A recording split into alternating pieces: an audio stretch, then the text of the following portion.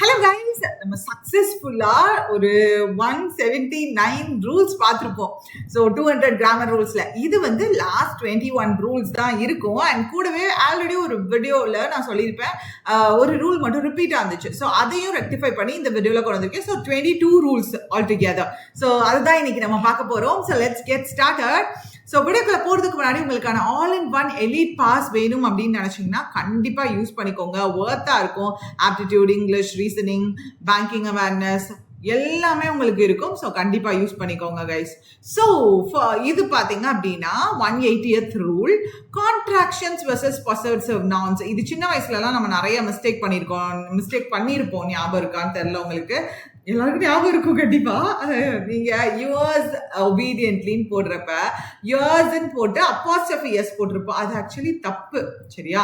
எப்பவுமே possessive ப்ரொனவுன்ஸுக்கு, for example பாத்தீங்க அப்படின்னா பொசசிவ் ப்ரொனவுன்லாம் என்னென்னது? எஸ், ஹர்ஸ், ஓகேவா, அவர்ஸ், தயர்ஸ், அப்புறம் வேற என்ன சொல்லுவோம்? his, ஓகேவா, yours. ஸோ இப்படிலாம் வர்றப்ப இந்த பொசசிவ் ப்ரொனவுனுக்குலாம் அப்போஸ்ட்ரோஃபி போடக்கூடாது. அது ஃபுல்லுமே தப்பு. சரியா? அப்ப எந்த கேஸ்ல அப்போஸ்ட்ரோஃபி வரும் அப்படின்னா, கான்ட்ராக்ஷன், ஒரு ரெண்டு வார்த்தைகளுடைய சுருக்கத்துக்கு தான் அப்போஸ்ட்ரோஃபி எஸ் வரும். இங்க பாருங்களே, நிறைய இடத்துல இட்ஸ், இதுவும் பொசசிவ் நவுன் தானே, பொசசிவ் ப்ரொனவுன் தானே இட்ஸ்ன்றதும்.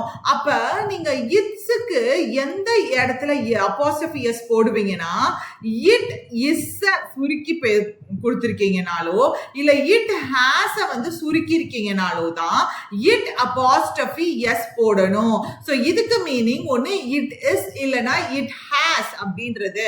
Got it? சோ எந்த இடத்துலயும் பொசசிவ் ப்ரொனவுன்ஸுக்கு நீங்க மேல அப்போஸ்ட்ரோஃபி போட்றாதீங்க. அப்போஸ்ட்ரோஃபி எப்போ வரும் அப்படின்னா கான்ட்ராக்ஷன், சுருக்கம். So it is you, it has you நீங்க சுருக்குனீங்கன்னா இட் அப்போஸ்ட்ரோஃபி எஸ் ன்னு வரும். அதே இங்க பாருங்க, it's time to leave, it's been a long journey. So இதே இது பொசசிவ் நவுனா இட்ஸ் வர்றப்ப, அது ப்ரோனவுனா இட்ஸ் வர்றப்ப அது ஜஸ்ட் பொசசிவ் ப்ரோனவுனா இங்க அப்போஸ்ட்ரோஃபி வராது. சோ இதே மாதிரி இங்க பாருங்களே, who is ஐயோ who has ஐயோ நீங்க சுருக்குறீங்க அப்படின்னா அப்போஸ்ட்ரோஃபி எஸ் போடலாம். ஓகேவா? புரிஞ்சுச்சா? சோ அதே மாதிரி யூ ஆர் நீங்க சுருக்குறீங்கன்னா யூ அப்போஸ்ட்ரோஃபி ஆர் இ போடலாம். ஓகேவா? சோ தே ஆர் சுருக்குறீங்கன்னா they apostrophe S, they apostrophe R E போடலாம். ஓகேவா? இதுக்கு மீனிங் கான்ட்ராக்ஷன். ஓகேவா? சோ இங்க பாத்தீங்க அப்படின்னா இட்ஸ் a difficult question. அதை எப்படி இட் இஸ் இது ரெண்டையும் தான் அவங்க சேர்த்து பண்ணிருக்கிறதுனால கான்ட்ராக்ட், அந்த இடத்துல என்னது பண்ணிருக்காங்க? கான்ட்ராக்ட் பண்ணிருக்காங்க, சுருக்கி இருக்காங்க. அதனால இட் அப்போஸ்ட்ரோஃபி எஸ் ன்னு போட்டிருக்காங்க. இட் இஸ் a difficult questionன்றத இட்ஸ் difficult question அப்படின்னு சொல்றாங்க. அதே இது இங்க பாருங்களேன், the company changed its policy. Company அதனுடைய பாலிசியை சேஞ்ச் பண்ணுச்சு. அப்ப அதனுடையன் வருது. அப்ப அதனுடைய அப்படின்னா உடையன் வந்துச்சுனாலே அது என்னது?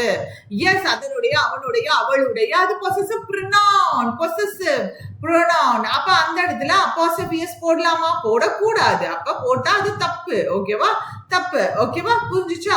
சோ அடுத்தது பாருங்க, யூ ஆர் மை பெஸ்ட் ஃப்ரெண்டா, யூ ஆர் மை பெஸ்ட் ஃப்ரெண்டா.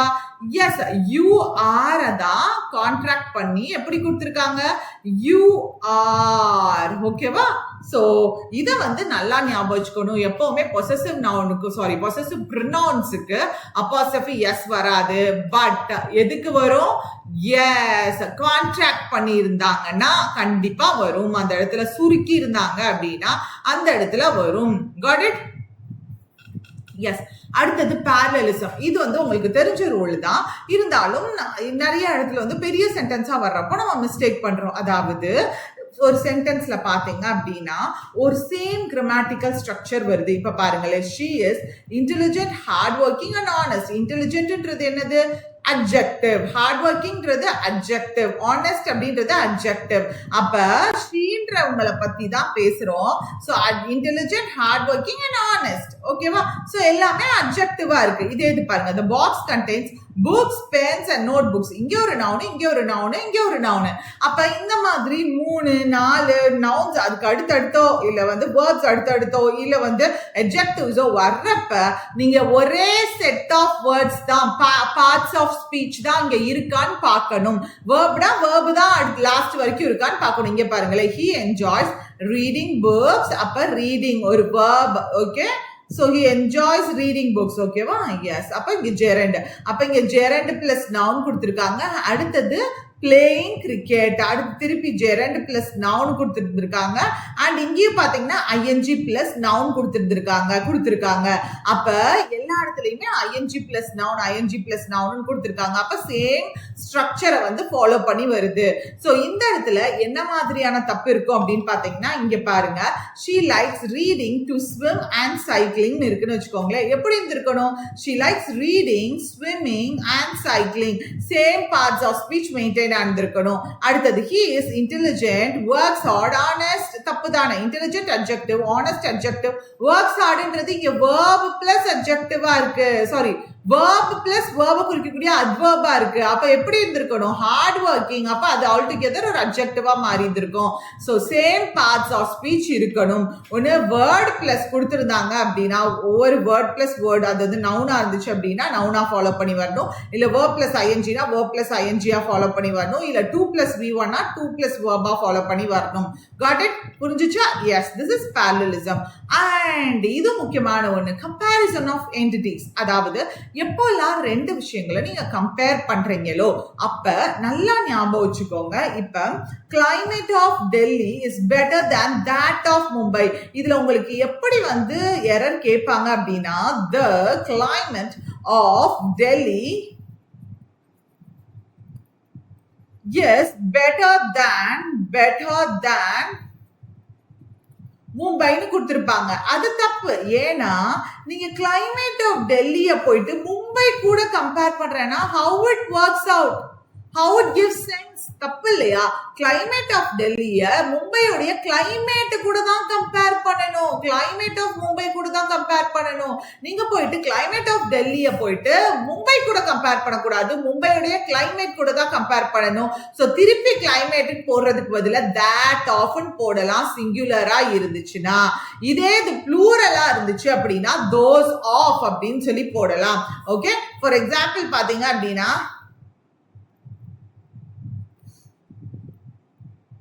the shops of Delhi are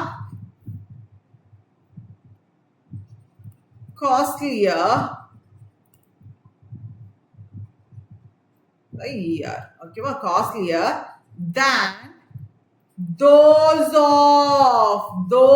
of Mumbai. Got it? those of Mumbai. அப்ப இங்க பாத்தீங்க அப்படின்னா ஷாப்ஸ் சொல்லி ப்ளூரல்ல போட்டிருக்கேன். சோ அப்படி ப்ளூரல்ல போட்டிருக்கிறதுனால இங்க those of அப்படின்னு சொல்லி போடுறேன். ஓகேவா? இப்ப நான் அந்த இடத்துல those of போடாம வெறும் மும்பைன்னு போட்டேன்னா டெல்லியில இருக்க ஷாப்ஸ நான் அது கூட கம்பேர் பண்றேன், மும்பை கூட கம்பேர் பண்றேன். அப்படி கிடையாது. டெல்லியில இருக்க ஷாப்ஸ் மும்பையோட ஷாப்ஸ் கூட தான் கம்பேர் பண்ணணும். that is the right way, right? so அதே மாதிரி roads of Delhi are wider than those of Madurai. got it? அப்ப இங்க என்ன கொடுத்திருக்காங்க? சென்னையோட ரோட்ஸையும் மதுரையோட ரோட்ஸையும் கம்பேர் பண்றதுனால ப்ளூரல்ல இருக்கிறது, ரோட்ஸ் ப்ளூரல்ல இருக்கிறதுனால those of ன்னு போட்டிருக்கீங்க. that's it. அவ்வளவுதான். சோ இந்த மாதிரி ஜஸ்ட் தான் போட்டோம் அப்படின்னா அது தப்பு. ஓகேவா? தான் that of போடணும். சோ அப்பதான் கரெக்டான கம்பேரிசன் அங்கே நடக்குது அப்படின்ற மீனிங். சோ அட்ஜெக்டிவ்ஸ் உடைய இது படிச்சிருப்போம் ஆல்ரெடி. கரெக்டா? அதாவது பிளேஸ்மெண்ட் ஆஃப் அட்ஜெக்டிவ்ஸ் யாருக்காவது ஞாபகம் வந்துச்சுன்னா காமெண்ட் பாக்ஸ்ல போடுங்க. அட்ஜெக்டிவ் பிளேஸ்மெண்ட் சொல்லி கொடுத்துருந்துருப்பேன் உங்களுக்கு. சோ அது என்னது? ஒப்பீனியன்ல இருந்து ஆரம்பிச்சிருப்போம். அதோடைய ஆர்டர் யாருக்காவது ஞாபகம் வந்துச்சு அப்படின்னா கண்டிப்பா காமெண்ட் பாக்ஸ்ல போடுங்க. ஓகேவா? சோ இப்போ வேர்போடைய பொசிஷன், அதாவது ஒரு வேர்ப் இருக்குன்னா அதுக்கப்புறம் இருக்கிற அட்வர்ப்ஸ் இருக்கு இல்லையா, அதோடைய பொசிஷன் எப்படி இருக்குன்றத பார்க்கலாம். ஃபர்ஸ்ட் அட்வர்ப் ஆஃப் மேனர் இருக்கணும், அட்வர்ப் ஆஃப் பிளேஸ் இருக்கணும், அட்வர்ப் ஆஃப் டைம் இருக்கணும். ஓகேவா? இப்போ எக்ஸாம்பிள் பாத்தீங்கன்னா உங்களுக்கு புரியும். எப்படி எப்படி எப்படி அப்படின்றதற்கான ஹவ் அப்படின்றதற்கான கொஸ்டின் தான் adverb of manner. But how he completed the work carefully. எங்க, where அப்படின்றத பிளேஸ்க்கான கேள்வி. Okay, at the office. எப்போ, when அப்படின்றதற்கான கேள்விக்கான பதில் தான் இங்க yesterday. ஓகேவா? So he completed the work carefully at the office yesterday. So manner, place and time. அடுத்து பாருங்க, the children played happily in the garden yesterday. Children எப்படி விளையாண்டாங்க? ஹாப்பியா விளையாண்டாங்க. So manner, எங்க, where, in the garden yesterday. ஓகேவா? So she spoke politely in the interview this morning. எப்படி, manner, and எங்க, where, ஓகேவா, and எப்போ, when. இப்ப உங்களுக்கு ஒரு question, adverb, ஓகேவா, adverb உடைய இந்த பொசிஷன்ஸ் இருக்கு இல்லையா, இதை வச்சு ஒரு சென்டென்ஸ் ஃப்ரேம் பண்ணி காமெண்ட் பாக்ஸ்ல போடணும். ஓகேவா? எல்லாரும் போடுறீங்களா? ஓகே, எல்லாருமே போடணும். டன். ஓகே, எல்லாருமே இந்த பொசிஷன் ஆஃப் அட்வர்ப்ஸ் வச்சு ஒரு சென்டென்ஸ் ஃப்ரேம் பண்ணி you just post in the comment box. So rule number 184. So அடுத்து பாத்தீங்கன்னா position of adverb of frequency. அதாவது அட்வர்ப் ஆஃப் ஃப்ரீக்வன்சி அப்படின்னா always, usually, often, never, seldom, rarely, இந்த வார்த்தைகள்லாம் ஃப்ரீக்வன்சி கீழே வரும். அதாவது எவ்வளவு தடவை, எத்தனை முறை, இல்ல எவ்வளவு காலகட்டம், எவ்வளவு காலகட்டம்னு சொல்ல மாட்டோம், எத்தனை முறை, எத்தனை தடவை, அதெல்லாம் நம்ம குறிக்கிறதற்கு இந்த ஃப்ரீக்வன்சி தான், ஃப்ரீக்வன்சி கீழே வரக்கூடிய வார்த்தைகள் தான் நம்ம யூஸ் பண்ணுவோம். ஸோ இதெல்லாம் அட்வர்ப் ஆஃப் ஃப்ரீக்வன்சிஸ். இப்ப இந்த அட்வர்ப் ஆஃப் ஃப்ரீக்வன்சிஸை எந்த இடத்துல பிளேஸ் பண்ணணும்ன்றது இருக்கு. ஃபர்ஸ்ட் பாத்தீங்கன்னா, ஒன்னு மெயின் வேர்புக்கு முன்னாடி பிளேஸ் பண்ணணும். மெயின் வேர்ப் இருந்துச்சுன்னா அதற்கு முன்னாடி பிளேஸ் பண்ணணும். இல்ல ஹெல்பிங் வேர்ப் இருக்குன்னா அதுக்கு பின்னாடி பிளேஸ் பண்ணணும். அதாவது நீங்க நல்லா பாத்துக்கோங்க, மெயின் வேர்ப் இருந்துச்சுன்னா அதுக்கு முன்னாடி, மெயின் வேர்ப் மட்டும் தான் இருக்குன்னா helping verb and main verb இருக்கும். கரெக்ட்டா? அந்த மாதிரி கேஸ்ல helping verbக்கு பின்னாடி பிளேஸ் பண்ணும். இங்க வாங்களே, she always reaches the office on time. she subject. அடுத்தது helping verb இங்க இல்ல, reaches என்ற main verb தான் இருக்கு. அப்ப main verbக்கு முன்னாடி always என்ற adverb of frequency பிளேஸ் பண்ணிருக்கீங்க.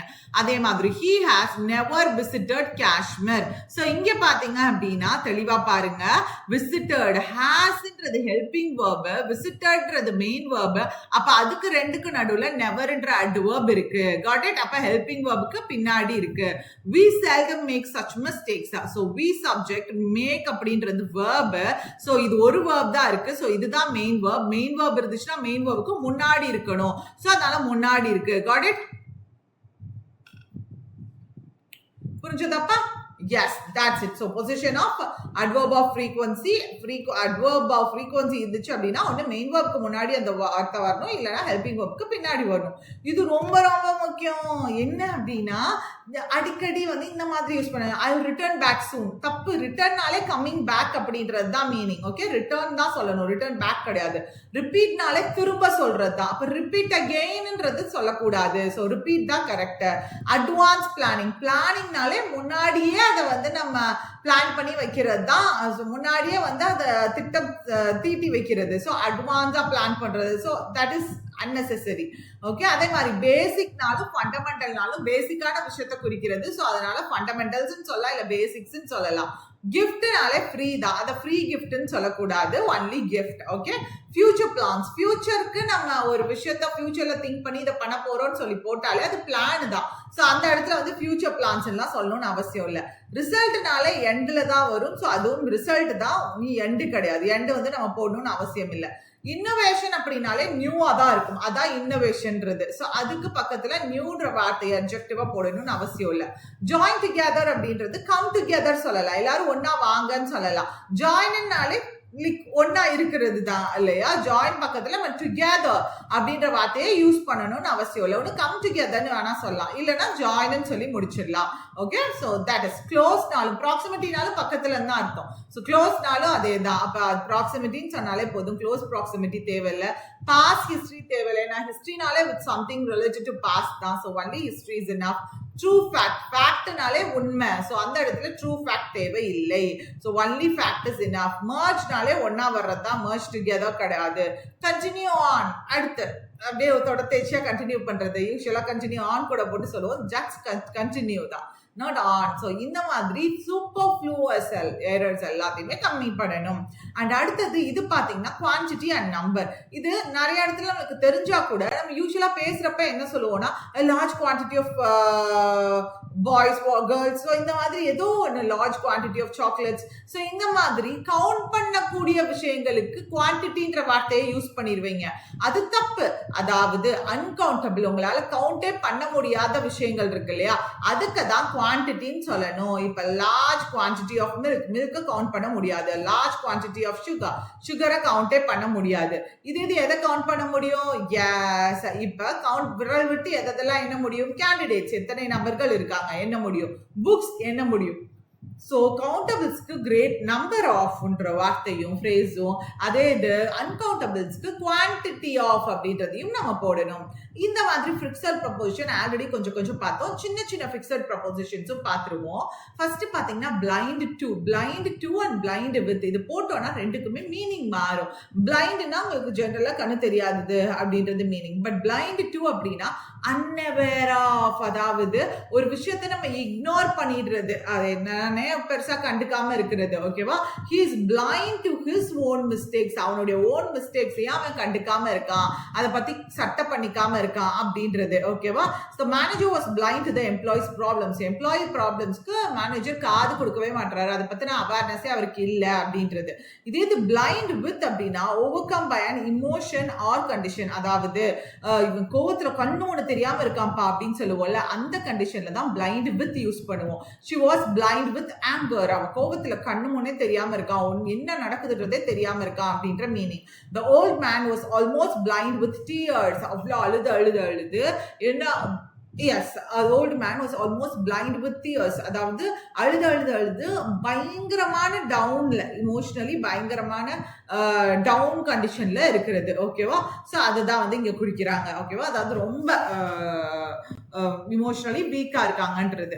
ஸோ பிளைண்ட் டு அப்படின்னா அன்அவேரா இருக்கிறது, அதை பத்தி கண்டுக்காம இருக்கிறது. பிளைண்ட் வித் அப்படின்னா ஏதோ ஒரு இமோஷன் உங்களை ஓவர் கம் பண்ணி வருது அப்படின்ற பட்சத்துல பிளைண்ட் வித் அப்படின்ற வார்த்தையை யூஸ் பண்ணலாம். இது deal in and deal with. Deal in அப்படின்னா ட்ரேட் ரிலேட்டட் ஆக்டிவிட்டீஸ்ல ட்ரேட் டீல் இன் யூஸ் பண்ணுவோம்.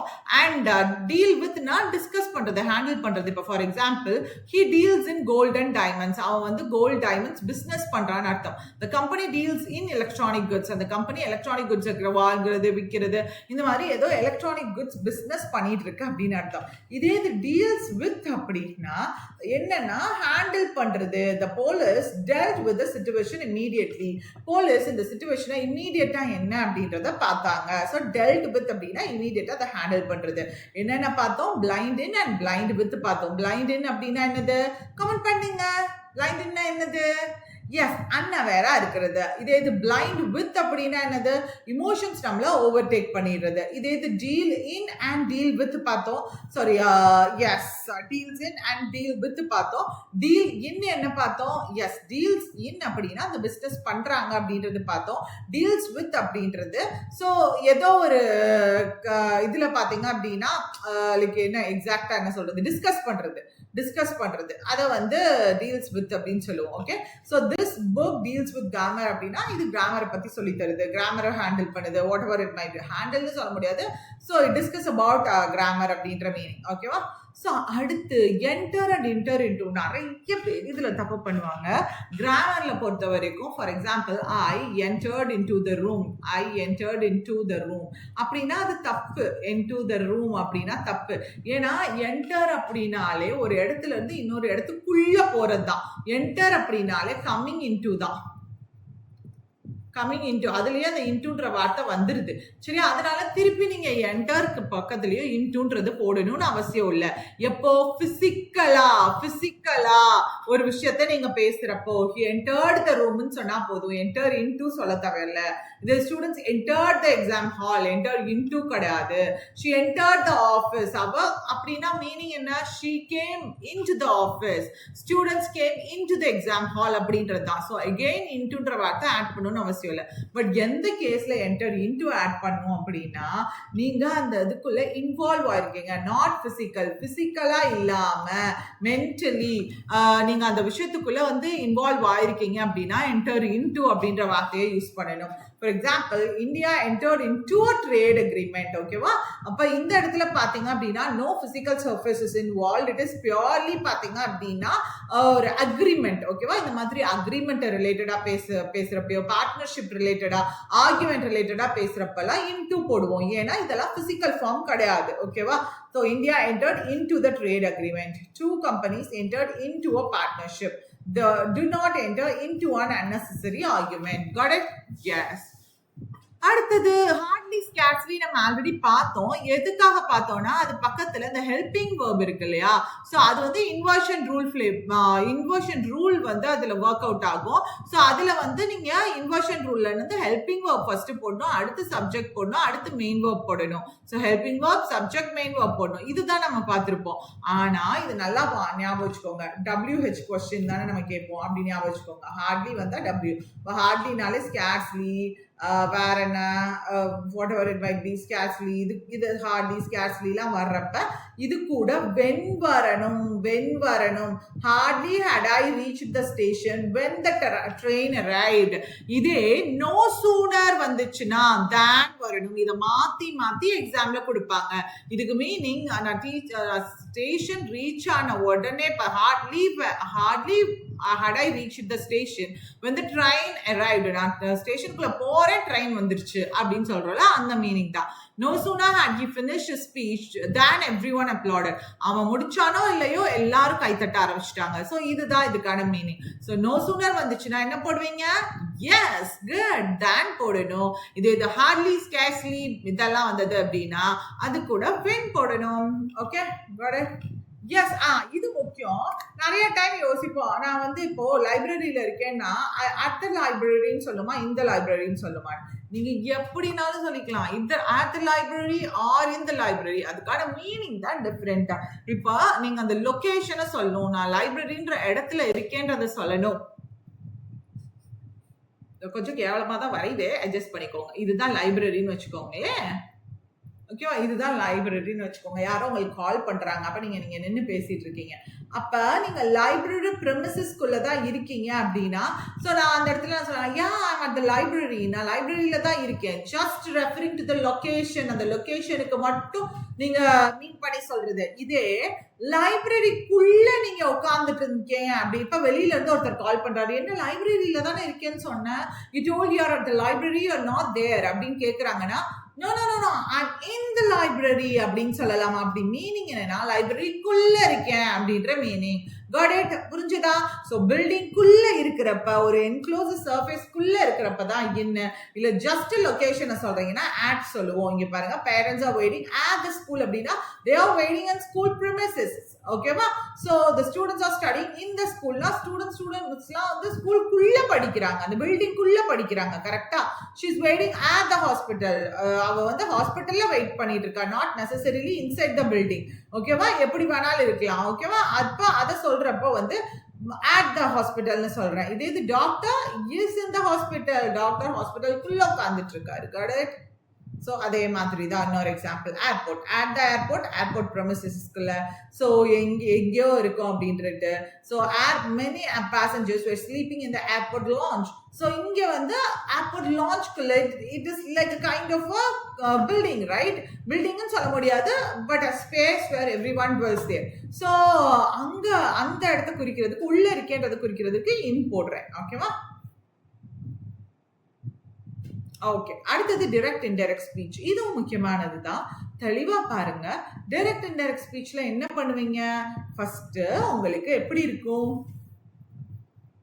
இப்படிதான் இருக்கும். ஓகேவா? ஒரு கொஸ்டின் கேக்குறீங்க அப்படின்னா ஃபர்ஸ்ட் ஹெல்பிங் வேர்ப் இருக்கும், சப்ஜெக்ட் இருக்கும், மெயின் வேர்ப் இருக்கும். இதை இன்டைரக்ட் ஸ்பீச்சா மாத்துறீங்க அப்படின்னா எப்படி ஆகும்னா, ஃபர்ஸ்ட் பாத்தீங்கன்னா அந்த ரிப்போர்ட்டட் ஸ்பீச், யாருக்கு சொல்லப்பட்டது அப்படின்றது, he asked me, subject verb object வருது. அண்ட் அடுத்து என்ன அப்படின்னா, இது ஸ்டேட்மெண்டா போடுறப்ப நல்லா பாருங்க, கொஸ்டினா கேக்குறப்ப எப்படி போடுறீங்கன்னா ஹெல்பிங் வேர்பும் அடுத்து சப்ஜெக்டும் அடுத்து மெயின் வேர்பும் வருது. பட் இதே இது ஒரு சென்டென்ஸா ஸ்டேட்மெண்டா நான் சொல்றப்ப ஃபர்ஸ்ட் அந்த இன்டராகேட்டிவ் வேர்ட் வருது, அடுத்து subject, helping verb, because this is a statement. இது ஸ்டேட்மெண்ட் வர்றப்போ ஜென்ரலா உங்களுக்கு என்ன ரூல், ஒரு சென்டென்ஸ்னா சப்ஜெக்ட் அண்ட் verb அடுத்த ஆப்ஜெக்ட் இப்படிதான் இருக்கணும் ரூல். சோ அது மாதிரி தான் இருக்கு. Got it? So why were you absent? So the teacher asked why I subject was verb, absent complement. ஓகேவா? சோ இத நல்லா ஞாபகம் வச்சுக்கோங்க. ரிப்போர்ட்டட் சென்டென்ஸா வர்றப்ப எப்படி வரணும்? எஸ், சப்ஜெக்ட் verb அப்படின்னு தான் வரணும். Because that is the structure of a sentence. ஓகேவா? நிறைய பேர் இந்த இடத்துல that எல்லாம் போடுவாங்க. அப்படி போடக்கூடாது, சரியா? ஏன்னா உங்களுக்கு இது ரிப்போர்ட்டட் சப்ஜெக்ட் வந்துருது. ஓகேவா? ரிப்போர்ட்டட் verb வந்துருது ஆல்ரெடி ஆஸ்க்டுன்னு சொல்லிட்டு. ஸோ இந்த இடத்துல அவங்க என்ன கேட்டாங்கன்றோம். ஸோ இந்த இடத்துல there is no need of that and all. Okay, அவங்க என்ன கேட்டாங்க, அது என்ன கேட்டாங்கன்றது அதுதான் அடுத்த ரூல். இந்த மாதிரியான ரிப்போர்ட்டட் வேலை நம்ம கன்வே பண்றப்ப, ரிப்போர்ட்டட் ஸ்பீச்சா கன்வே பண்றப்ப WH வேர்ட்ஸ் வந்துருந்துச்சுன்னா, ஓகே, WH வேர்ட்ஸ், ஓகேவா, இங்க நல்லா பாத்துக்கோங்க. சப்ஜெக்ட் அண்ட் verb அதை தான் நம்ம போடுமே தவிர்த்து that யூஸ் பண்ண கூடாது. ஓகேவா? WH வேர்ட்ஸ், இன்டராகேட்டிவ் வேர்ட்ஸ் வந்துருந்துச்சுன்னா that யூஸ் பண்ணவே கூடாது. சோ இங்க நல்லா பாருங்க, if whether or subject verb, இது சென்டென்ஸ் பாத்தீங்கன்னா புரியும். what do you want? they asked me what I wanted. what I subject wanted. இது எப்படி கன்வெர்ட் ஆயிருக்கு?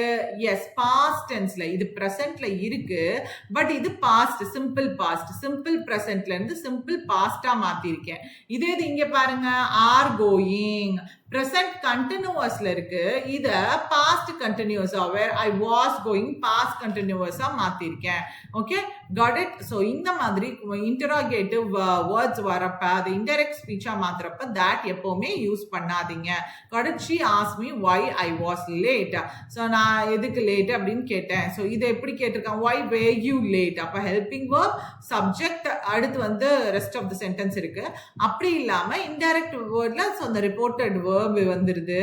அடுத்து வந்து என்னது வருது? எஸ், இன்டராகேட்டிவ் வேர்ட், அடுத்து சப்ஜெக்ட், verb, that's it. ஓகேவா? ஒரு சென்டென்ஸ் எப்படி இருக்குமோ அப்படியே இருக்கணும் இன்டைரக்ட் ஸ்பீச்ல. டைரக்ட் ஸ்பீச்ல அப்படி இருக்காது. Got it?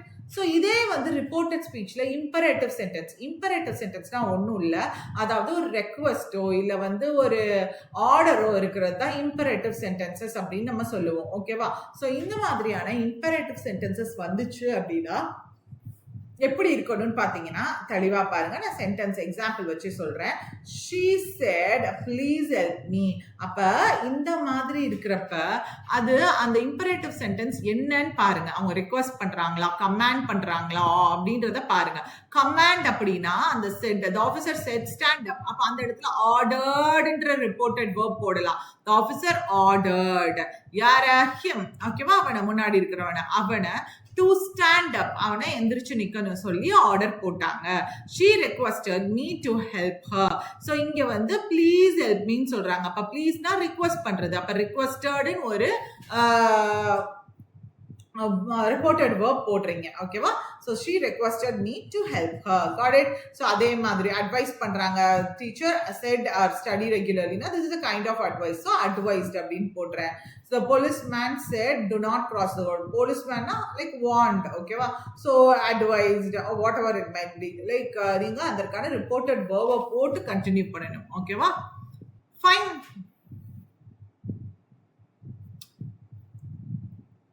certain nouns change their meaning in the plural. அதாவது ஒரு noun பாத்தீங்கன்னா சிங்குலரா இருக்கிறப்ப ஒரு மீனிங் தரும், ப்ளூரலா இருக்கிறப்ப மீனிங் தரும். இதை நீங்க பாத்துக்க வேண்டிய கட்டாயம் இருக்கு. ஃபார் எக்ஸாம்பிள், ரெஸ்பெக்ட்ன்ற வார்த்தை என்னது? மரியாதை கொடுக்கிறது. கரெக்டா?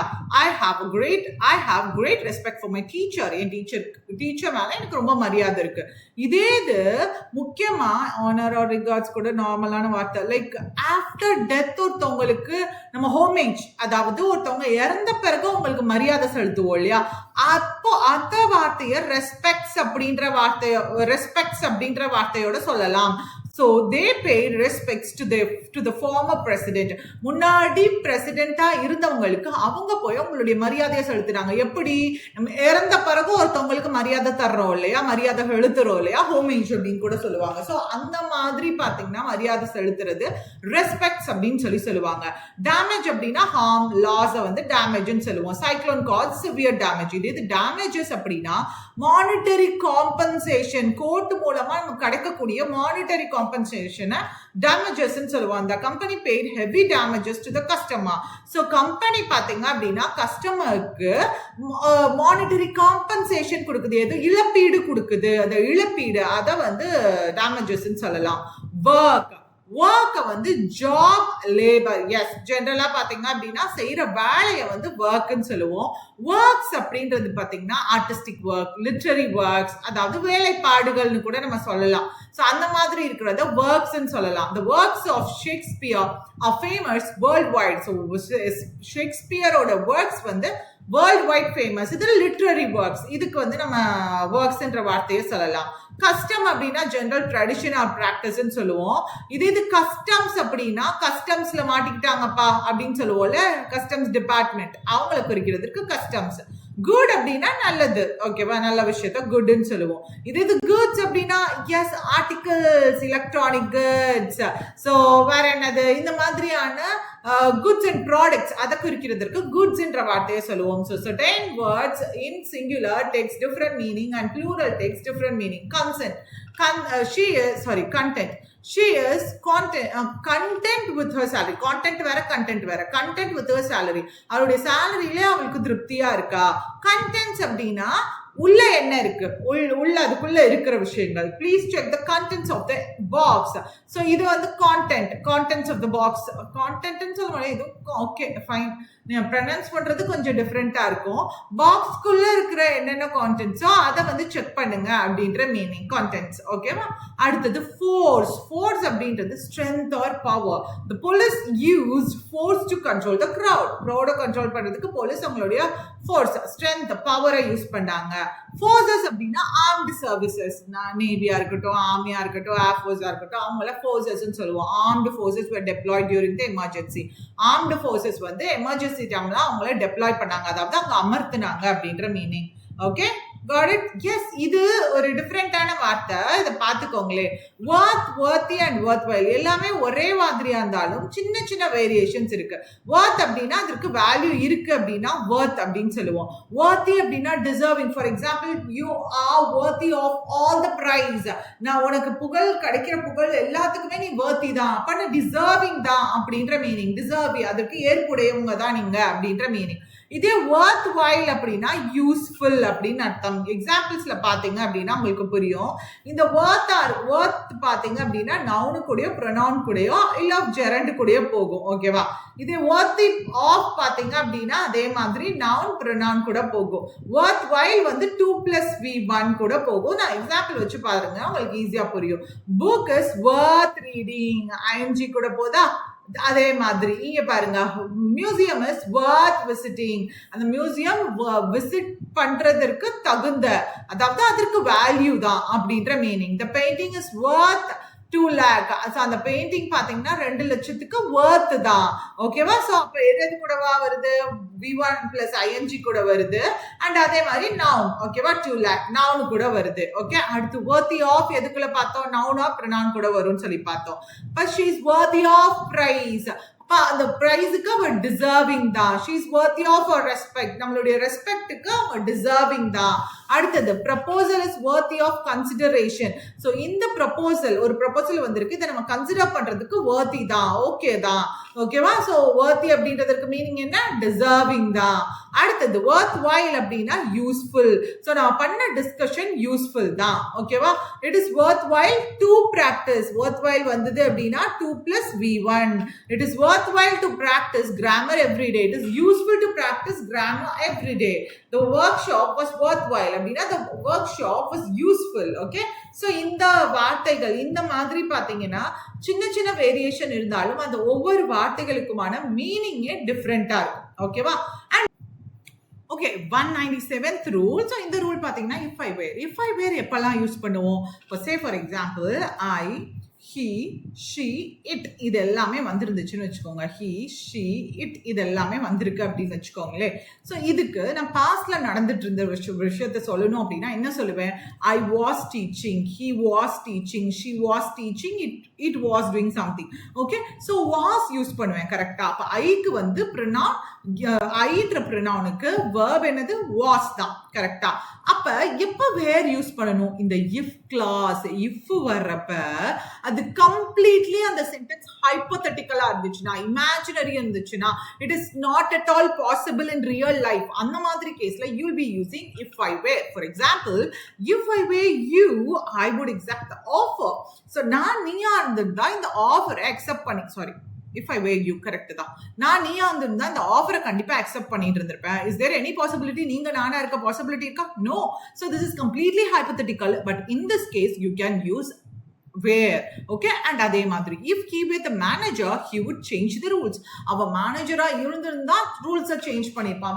But there is no such possibility of he being a manager, he being a manager. Okay, so அதுக்கு பாசிபிலிட்டி இல்லை. இந்த மாதிரி ஹைப்போதெட்டிக்கல் கேசஸ்ல வேர் யூஸ் பண்ணணும். அப்ப எப்பக்கா வாஸ் யூஸ் பண்ணணும் if கூட அப்படின்னு கேட்டீங்கன்னா யூஸ் பண்ணலாம். எப்போனா if I was rude, I am sorry or I apologize.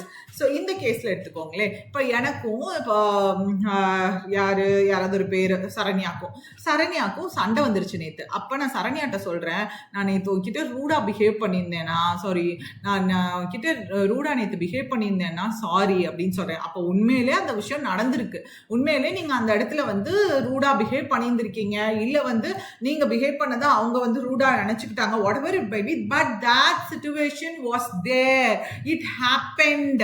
So இந்த மாதிரி கேஸ்ல was யூஸ் பண்ணணும். if I was rude yesterday, I apologize. நான் நேத்து ரொம்ப ரூடா உங்ககிட்ட நடந்துருந்தேன்னா நான் அதற்கு மன்னிப்பு கேட்டுக்கிறேன். Okay, so if I were is completely hypothetical, imaginary. but if I was எப்ப யூஸ் பண்ணுவோம்னா அப்படி இருந்துச்சுன்னா அப்படின்னு சொல்லிடுவோம் இல்லையா. But it happened, something has happened, but நீ இந்த மாதிரி நினைச்சிருந்தேனா அப்படின்னு சொல்றப்போ நம்ம இந்த if I was சொல்லலாம். but it was not a hypothetical or imaginary condition.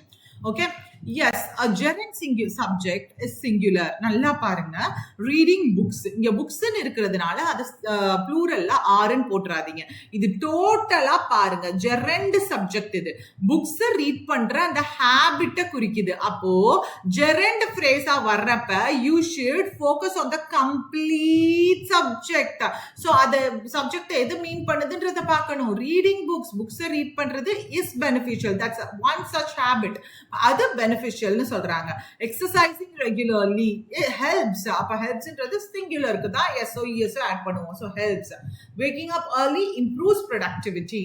okay, so driving at high speed is dangerous. so இந்த இடத்துல எல்லாம் பாத்தீங்கன்னா driving, waking up இதெல்லாம் சப்ஜெக்டா இருக்கு.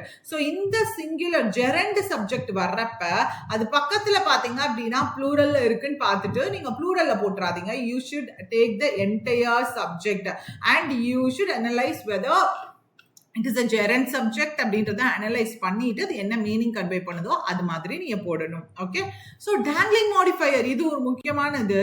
என்ன அப்படின்னா கொஞ்சம் இது கவனிக்கிறீங்களா? This is a important one. இப்போ இங்க பாருங்களே, walking along the road comma the flowers looked beautiful, இப்படி ஒரு சென்டென்ஸ் இருக்குப்பா. சரியா? இப்போ இங்க வாக்கிங் அலாங் த ரோடுனா who is walking along the road? யார் ரோட்ல வாக் பண்றா? the flower looked beautiful அப்படின்னு இருக்கு. அப்ப okay, the flowers looked beautiful, இங்க சப்ஜெக்ட் இருக்கு, verb இருக்கு, ஆப்ஜெக்ட் இருக்கு. But walking along the road அப்படின்னா if a phrase is there, if any phrase is there, it should depend upon the clause to give the complete sense. அது வந்து clause depend பண்ணி complete sense கொடுக்கும். ஆனா இங்க clause depend பண்ணி பார்த்தாலுமே யாருப்பா வாக் பண்றாங்க, யார் அங்க போறாங்க, is there any details about who's walking over there? அப்போ இந்த மாதிரி சென்டென்ஸ் இஸ் ஆல்வேஸ் ராங். இந்த மாதிரி சென்டென்ஸ்ல நீங்க எப்படி இருக்கணும் அப்படின்னா walking along the road I found the flowers beautiful, there should be some subject. யாரு அங்க வாக் பண்ணா அப்படின்ற சப்ஜெக்ட் இருக்கணும். இங்க அடுத்த சென்டென்ஸ் பாத்தீங்கன்னா உங்களுக்கு புரியும். After finishing the exam the answer sheet was submitted. Okay, who finished the exam? Is there anything about subject? No. அப்போ this is wrong. after finishing the exam the student submitted the exam. அப்ப இங்க தான் whoன்றதற்கான answer இருக்கு. So this sentence will be the right sentence. Driving to work the rain started. So driving to work rain started na who was driving to work whoன்ற கேள்விக்கு there is no answer. So அந்த மாதிரி இருந்துச்சுனா sentence is absolutely the wrong sentence. So you should go for the right sentence. I saw that it is started raining. So யாரு rain ஆகுறத பார்த்தா நான் பார்த்தேன். ஓகேவா? To improve his English the book was purchased. So யார் புக்கை purchase பண்ணா ஹூன்றதுக்கு answer இல்லை. அப்ப எப்படி இருக்கணும்? he purchased. யாரோ ஒருத்தர் நபரின் பெயர் வந்து அங்க இருக்கணும், ஒரு ப்ரொனோனோ நவுனோ இருக்கணும், யார் அந்த செயலை செஞ்சாங்கன்னு சொல்லிட்டு. இப்ப யாரோ இம்ப்ரூவ் பண்றதுக்கு தானே வாங்கியிருக்காங்க, அது யாருன்றது இருக்கணும்ல. ஸோ இந்த மாதிரி இருக்கணும். இது முக்கியமான ஒண்ணு. ஸோ எப்பயுமே மாடிஃபையர் இருக்கு அப்படின்னா, ஓகேவா, இதுதான் மாடிஃபையர். முன்னாடி பார்ட் இருக்கு இல்லையா, அது மாடிஃபையர். ஓகேவா, அது மாடிஃபை பண்ணுது சென்டென்ஸ். இருக்குன்னா சப்ஜெக்ட் பிளஸ் வேர்ப், யாரு, ஹூ டிட் த ஆக்ஷன்ன்றது இருக்கணும். ஓகேவா, ஹூ டிட் த ஆக்ஷன் இருக்கணும். ஓகே, ஸோ அப்படி இருந்துச்சுன்னா தான் அது கரெக்ட். ஓகே, ஸோ ஃபைனல் இன்னும் ஒரு ரூல் இருக்கு. ஸோ 201 சொல்ல முடியாது, அது 48th ரூலோ சம்திங் ஒரு ரிப்பீட்டா இருந்துச்சு. அதுக்கு பதிலாக தான் நான் இதை கொண்டு வந்திருந்தேன் லாஸ்ட் ரூல. ஸோ நம்ம பார்ப்போம். an ing phrase must modify the subject. Yes, இது ரொம்ப முக்கியம். இது நல்லா பாருங்க, எக்ஸாம்பிள் வச்சு நான் உங்களுக்கு சொல்றேன். being a rainy day we stayed indoors. Okay, இப்படி இருக்கு சரியா. இப்ப இந்த இடத்துல being a rainy day, beingன்றது எதை குறிக்குது? இப்ப முன்னாடி நம்ம பார்த்தோம்ல, அதுல ingல start ஆந்துச்சு walking along the road அப்படின்னா who is walking along the road அப்படின்ற கேள்வி வந்துச்சு. அப்ப அந்த whoக்கான ஆன்சரா யார் இருந்தாங்க? I இருந்தாங்க. கரெக்டா? பட் இந்த சென்டென்ஸ்ல பாருங்களே, அதே ing தான் being. ஓகே, beingல ஸ்டார்ட் ஆகுது ஒரு சென்டென்ஸ். அப்படி ஸ்டார்ட் ஆகுறப்ப being a rainy day we stayed indoors-னா what being a rainy day இல்ல who being a rainy day, is that sensible? இல்ல. நான் இந்த இடத்துல ஹூவோ வாட்டோ கொஸ்டின் கேட்டேன் அப்படின்னா இந்த இடத்துல இருக்கக்கூடிய வீன்ற சப்ஜெக்டுக்கான ஆன்சராவே அது இருக்காது. ஏன்னா இது தனி ஃப்ரேஸ். இந்த பீயிங்கிற வார்த்தை எதை டினோட் பண்ணுது அப்படின்னா இந்த ரெய்னி டேவை டினோட் பண்ணுது. அப்ப எப்படி இருக்கணும் அப்படின்னா, இங்க தெளிவா பாருங்க, இங்க இருக்க ஒரு ஃப்ரேஸ் அடுத்து இருக்கக்கூடிய கிளாஸ் டிபெண்ட் பண்ணி இருந்தாலும் அடுத்து இருக்கக்கூடிய சப்ஜெக்ட் ரெஃபர் பண்ணல, இந்த ரெய்னி டேவை ரெஃபர் பண்ணுது. அப்போ இதற்கான சப்ஜெக்ட் அங்கே இருக்கணும். ஓகேவா, இதற்கான எஸ் அந்த சப்ஜெக்ட் வந்து இருக்கணும். Okay, fine. Okay, one second. Yes, fine. Okay, when a sentence is when a sentence being with ing phrase, the phrase must logically describe the subject of the main clause oda subject பத்தி describe பண்ணனும். அப்படி இல்லாத பட்சத்துல the sentence contains dangling modifier, the sentence contains a dangling modifier and is incorrect. Okay, fine. So இதுக்கான meaning என்னன்றதை நான் சொல்லிடுறேன். நீ ஒன்றும் பெருசாலாம் கன்ஃபியூஸ் பண்ணிக்க வேண்டாம். இங்க நல்லா பாருங்களே, being tired I went to bed ன்னு இருக்காங்க. இங்க who is tired அப்படின்ற கேள்வி வருது. ஐ. ஓகேவா, ஐன்ற அப்ப இந்த இடத்துல பீயிங்ன்ற வார்த்தை யாரை குறிக்குது? பீயிங் டயர்ட், நான் டயர்டா இருக்கிறதுனால நான் தூங்க போனேன். அப்ப இந்த இடத்துல பீயிங்ன்ற வார்த்தை இந்த ஐய குறிக்க கூடியதா இருக்கு. அப்ப this sentence is பக்கா, it is correct, there is no error here. ஏன்னா இந்த பீயிங்ன்ற வார்த்தை அடுத்து இருக்கக்கூடிய ஐய குறிக்குது. சப்ஜெக்ட் வந்து ஒரு சப்ஜெக்ட் இவங்க இருக்காங்க. அதே மாதிரி இங்க பாருங்க, having completed the assignment she went home. அப்ப யாரு கம்ப்ளீட் பண்ணா? who completed? sheன்றவங்க கம்ப்ளீட் பண்ணிருக்காங்க. அப்போ ஓகே, ஃபைன், கிரேட். இங்க வந்து எனக்கு மாடிஃபையர் தேவைப்படாது.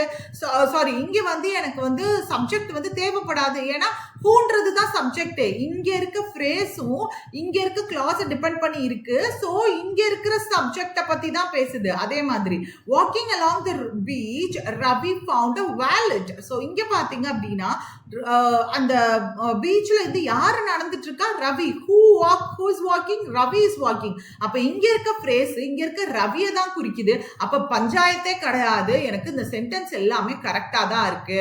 அதனால இங்க எனக்கு சப்ஜெக்ட் ஆஃப் ரெஃபரன்ஸ் தேவை கிடையாது. ஓகேவா? ஆனா இங்க பாத்தீங்கன்னா பீயிங் அ ரெய்னி டே அப்படின்னு இருக்கு. அப்ப பீயிங் அ ரெய்னி டேக்கு ஹூ இஸ் ரெய்னி டேன்னு என்னால கேள்வி எழுப்ப முடியுமா? No, it is not right. அப்ப இந்த இடத்துல I need a subject of reference for this particular part of a sentence. ஓகேவா? சோ இதுக்கு எனக்கு ஒரு part of a sentence, இந்த part of a sentenceக்கு எனக்கு ஒரு subject of reference தேவைப்படும். அதனால இட்டு போடுறேன். இது நிறைய error spotting questionsல கேட்டிருக்காங்க. being a rainy day, comma அப்படின்னு சொல்லி கேட்பாங்க. அப்ப நம்ம it being a rainy day போட்டிருப்போம். பட் நிறைய டைம்ல வந்து நம்மளுக்கு அதுக்கு ஆன்சர் தெரியாம இருந்திருக்கலாம். சோ இது இதனால தான். புரிஞ்சுச்சா? இப்ப பாருங்களே, having finished the exam, the students left the hall. Who finished the exam அப்படின்ற கேள்விக்கான ஆன்சர் இருக்கு. ஏன்னா the students. அப்ப இங்க it having no நீங்க போடணும்னு அவசியம் இல்ல. புரிஞ்சுச்சா? ஆனா இந்த ரெய்னி டேக்கு பாருங்க, who's rainy day அப்படின்னு who's that கேள்வி கேட்க முடியுமா? No, it is not sensible, right? அப்போ this is dangling modifier concept. so இந்த இடத்துல எனக்கு subject of reference தேவை, அதனால it யூஸ் பண்றேன். பட் other than that எனக்கு தேவை இல்ல. Okay, fine. இங்கடா 201 ரூலை காணோம். ஒரு ரூல் மிஸ் ஆகுதே. ஸோ ஒரே ஒரு ரூல் மட்டும் நம்ம ரிப்பீட் ஆயிருந்துச்சுன்னு சொல்லியிருந்தோம் இல்லையா? அந்த ரூலே இப்போ லாஸ்ட்ல நம்ம பார்க்க போறோம். ஸோ ஆல்தோ இது முக்கியமானது. ஏன்னா வந்து இது நம்மளுக்கு கன்ஃபியூஸ் ஆகும். சரியா? எல்லாமே ஒரே மீனிங் தரக்கூடியது, அதனால கன்ஃபியூஸ் ஆகும். ஆல்தோ ஈவன் தோ, இது டெஸ்பைட் ஆர் இன்ஸ்பைட் ஆஃப், இது எல்லாமே இருந்த போதிலும் இருப்பினும் அப்படின்ற மீனிங் தரக்கூடிய வார்த்தைகள் தான். ஸோ கனெக்டர்ஸ்ல நம்ம அதிகமா நம்ம யூஸ் பண்ணுவோம். கரெக்டா? ஸோ இதை பார்த்தீங்க அப்படின்னா ஆல்தோ ஈவன் தோ, இது மூணுமே எது கூட வரும்னா சப்ஜெக்ட் அண்ட் வேர்ப் காம்பினேஷன் கூட வரும். இங்க பாருங்களே, although he was tired, subject verb, though she is younger. okay, அப்ப though subject verb, even though subject verb இப்படி வரும். பட் இந்த despite of, in spite of meaning ஒண்ணுதான், அதுல எந்த மாற்றமும் கிடையாது. இருந்த போதிலும் இருப்பினும் அப்படின்றது தான் meaning. although he was tired, he continued working. அவன் வந்து டயர்டா இருந்த போதிலும் அவன் வந்து ஒர்க் பண்ணிட்டு தான் இருந்தான்.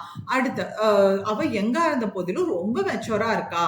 even though it was raining, they played. மழை பெஞ்சிட்டே இருக்கிற போதிலும் கூட அவங்க விளையாண்டுட்டு தான் இருந்தாங்க. அப்ப despite the rain, இங்க பாருங்க சப்ஜெக்ட் verb காம்பினேஷன் இல்ல. இது கூட எது இருக்கு? noun or pronoun இருக்கும், இல்ல V1 plus ing இருக்கும். இங்க பாருங்களே, despite the rain, மழை பெய்த போதிலும் they played, அவங்க விளையாண்டாங்க. despite being tired, டயர்டாக இருந்த போதிலும். அப்ப gerund ஃபார்மேட்ல இருக்கா? BING, not gerund, லைக் இந்த இடத்துல பார்ட்டிசிபிள். ஸோ இந்த இடத்துல பாத்தீங்க அப்படின்னா அஃப்கோர்ஸ் B plus ING ஃபார்ம்ல இருக்கு. ஏன்னா B verb plus ING அப்படின்னா being. ஓகேவா? ஸோ இங்க பாருங்க gerund, sorry, B plus ING ஃபார்மேட்ல இருக்கு. அடுத்தது பாருங்க, இன்ஸ்பைட் ஆஃப் his illness. இது என்னது? illnessன்றது noun. ஓகேவா? அப்ப இன்ஸ்பைட் ஆஃப் அண்ட் despite வருது அப்படின்னா இது வந்து பெரிய சேஞ்ச் கிடையாது. despite and inspite of ரெண்டும் ஒரே மீனிங் தரக்கூடிய வார்த்தைகள் தான். நம்ம மாத்தி யூஸ் பண்ணிக்கலாம். இன்ஸ்பைட் ஆஃப் யூஸ் பண்ற இடத்துல டெஸ்பைட் யூஸ் பண்ணிக்கலாம். டெஸ்பைட் யூஸ் பண்ற இடத்துல இன்ஸ்பைட் ஆஃப் யூஸ் பண்ணிக்கலாம். எந்த சேஞ்சஸுமே இல்லை. இன்ஸ்பைட் ஆஃப் ஹிஸ் இல்னஸ், அப்ப ஹிஸ் இல்னஸ் நவுன். ஓகேவா? அவனுடைய இல்னஸ், அப்ப ப்ரொனவுன். இங்க ப்ரொனவுன் பிளஸ் ஹிஸ், அவனுடைய இல்னஸ். ஓகே, அதாவது இங்க வந்து பொசசிவ் அட்ஜெக்டிவா இருக்கு. ஓகேவா? Possessive adjective plus noun. ஓகேவா? However noun comes here. So noun or pronoun ING, இல்லைன்னா வந்து B plus ING ஃபார்மேட்ல இருக்கும். ஓகேவா? ஸோ தோ ஈவன் தோ ஆல்தோ பொறுத்த வரைக்கும் உங்களுக்கு சப்ஜெக்ட் பிளஸ் வேர்ப் காம்பினேஷன்ல இருக்கும். இது வந்து நான் ப்ரொனவுன் ஆர் ING மட்டும் இருக்கும், வேர்ப் காம்பினேஷன்ல இருக்காது. அது கூட வரக்கூடிய ஃப்ரேஸ். புரிஞ்சுச்சாப்பா? அப்ப although he was tired, despite he was tired சொல்லக்கூடாது. ஓகேவா? despite being tired, ஏன்னா ING யூஸ் பண்ணலாம். ஓகேவா? யூஸ் பண்ணலாம், அது தப்பு இல்லை. although he was tired, ஏன் although பக்கத்துல he was யூஸ் பண்றேன்? அதோட ஸ்ட்ரக்சர் என்ன? Subject plus verb. ஓகேவா? Fine, that's it. We have successfully successfully completed 200 grammar rules. So I'm so happy that you would have learned a lot. கண்டிப்பா நிறைய learn பண்ணியிருப்பீங்க. So whatever you have learnt, அது உங்களுடைய opinion, suggestion, comments, feedbacks, whatever it might be, கண்டிப்பா comment பாக்ஸ்ல post பண்ணுங்க. I would love to see all your comments. So கண்டிப்பா உங்களுடைய காமெண்ட்ஸ் எல்லாமே வந்து போஸ்ட் பண்ணுங்க. உங்களுக்கு எனி வீடியோ கோர்ஸ் வேணும், இல்லை வந்து எக்ஸாம்க்கு படிக்கணும் அப்படின்னு நினைச்சீங்கனாலும் கனிஷ்ரீனா லாஜிக்ஸ் ஆப், கேஆர் லாஜிக்ஸ் ஆப்பை வந்து இன்ஸ்டால் பண்ணிக்கோங்க. இன்ஸ்டால் பண்ணிட்டு உங்களுக்கு ஆல் இன் ஒன் கோர்ஸ் வேணும் அப்படின்னு நினைச்சீங்கன்னா எலிட் பாஸ்ன்னு இருக்கும். ஸோ அதை யூஸ் பண்ணிக்கோங்க. இங்கிலீஷ் கிராமர் கோர்ஸ் பக்காவாக நான் நடத்தியிருப்பேன். ஸோ கண்டிப்பாக அதை நீங்கள் பாருங்கள். ப்ளஸ் அதை தவிர்த்து மீன் வொக்காபுலரியாக இருக்கட்டும், advance batch, mains level prepare பண்ணுறீங்கன்னா அட்வான்ஸ் பேட்ச், இது எல்லாமே இருக்கும். ஸோ கண்டிப்பாக யூட்டிலைஸ் பண்ணிக்கோங்க ஆப்பில் இருக்க கோர்சஸை. ஸோ அது மட்டும் இல்லாமல் கண்டிப்பாக உங்களுடைய வேல்யூபிள் காமெண்ட்ஸை வந்து காமெண்ட் பாக்ஸில் சொல்லுங்கள். ஸோ இந்த என்டையர் பிடிஎஃப்பும் நம்ம வந்து கியோலாஜிக்ஸ் டெலகிராம் சேனலில் வந்து இருக்கும். ஓகே, ஸோ இதை வந்து உங்களுக்கு ஒரு இன்கேஸ் ஹார்ட் காப்பி புக்காக வேணும்னு நீங்கள் நினைக்கிறீங்க அப்படின்னா கூட நீங்கள் மென்ஷன் பண்ணுங்கள். நான் புக்கை வந்து ட்ரை பண்ணுறேன், பிரிண்ட் பண்ணுறதுக்கு ட்ரை பண்ணுறேன். So that's it guys. So டடா, பை, see you.